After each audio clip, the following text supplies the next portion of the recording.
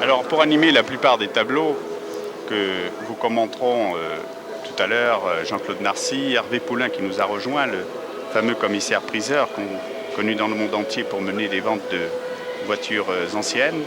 Il y a toute une animation de musique contemporaine aux voitures anciennes que vous découvrez, postérieures à 1970, et qui sont des Peugeot qui ouvrent le bal d'une grande marque qui relève la tête et qui espère renouer avec le succès commercial de la 205 grâce à sa 206 et à qui la compétition de rallye a beaucoup apporté. Vous qui êtes un coureur de rallye, Christian Vella. Oui, c'est ça, Charles. Peugeot a réussi un coup fabuleux avec la 205 en lançant à la fois la voiture de tourisme, la 205 que l'on a connue, et sa voiture de course, la 205 Turbo 16, qui a connu immédiatement le succès sur toutes les routes du rallye du championnat du monde. Et là, c'est la 406 coupée dessinée par Pininfarina, qui a été élue plus belle voiture de l'année en 1997. C'est effectivement une superbe voiture. Est-ce que le rallye apporte beaucoup à la voiture commerciale, la voiture de nous Français?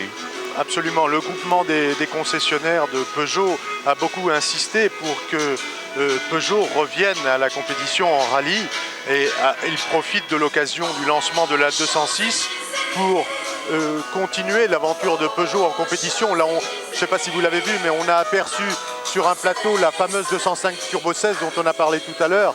Et Peugeot va recommencer son aventure en championnat du monde des rallyes à partir du Tour de Corse au mois de mai avec sa WRC. Voilà la 206, un cabriolet 206. Voilà la fameuse 206, fer de lance de Peugeot, qui sera présenté sous toutes ses coutures, si j'ose dire, au Mondial de l'Automobile. Là, c'est un modèle réduit qui était conduit par des enfants, mais qui préfigure ce qu'on va voir tout à l'heure avec cette voiture qui est appelée à avoir un formidable succès commercial en France. Et peut-être même à l'étranger, on espère. Alors, monter sur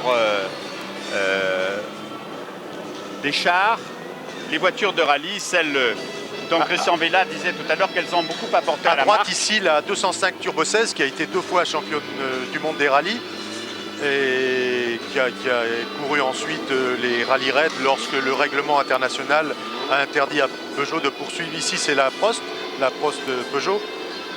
Et la 406 Daiello qui court le championnat de super tourisme, de tourisme en Allemagne, un championnat qui a un succès énorme là-bas. Toujours voilà, à nouveau la Prost Peugeot actuelle, donc pilotée par Arnaud Trulli et Olivier Panis. Oui. C'est la voiture qui a tourné dans le film Taxi. Taxi, voilà. Taxi, qui est l'une des plus belles réussites des films français cette année, qui est certainement l'une des meilleures recettes. Qui a été plébiscité par tout un public jeune.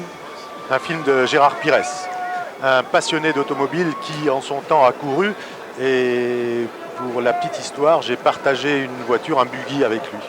Et qui met en valeur toutes les rues de cette belle ville qu'est Marseille. Voilà la caisse à savon, c'est ce qu'on appelait la caisse à savon lorsque la 205 est apparue sur le marché. C'est un clin d'œil, une voiture dessinée par des enfants, et on a appelé ça la caisse à savon.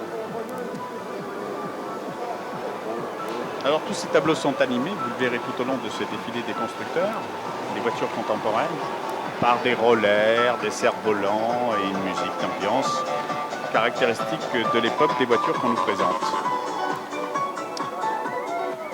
Peugeot, toujours Peugeot. Ce sont des études de style, ce qu'on appelle les concept cars. Voilà. Ce sont les voitures qui préfigurent, le futur. Le futur, exactement. Qui sont nés dans l'imagination de stylistes, de dessinateurs, d'ingénieurs de la grande marque. On peut dire que les ingénieurs français, que les bureaux d'études français sont toujours à l'avant-garde dans ce domaine, avec les Italiens bien entendu. Mais ce sont des voitures qui obligatoirement ne sont pas commercialisées. Pas toutes, il y en a certaines, et peut-être Hervé pourrait ajouter quelque chose là-dessus, mais il y en a certaines qui arrivent à être construites et à être commercialisées. Regardez la beauté de cette voiture.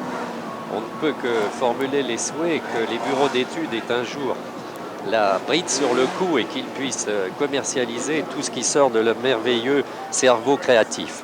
Voilà, Alors voilà peloton. les pelotons alignés de 206. 9 types de 206, la XT, la Premium, la XS.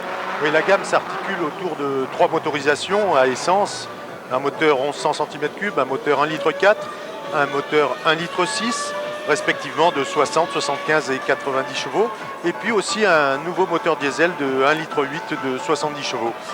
La 206 est disponible en carrosserie 3 et 5 portes. Elle est produite, on peut ajouter, à Mulhouse et à Ryton en Angleterre. Et comme dirait Jean-Pierre Pernaut, combien ça coûte?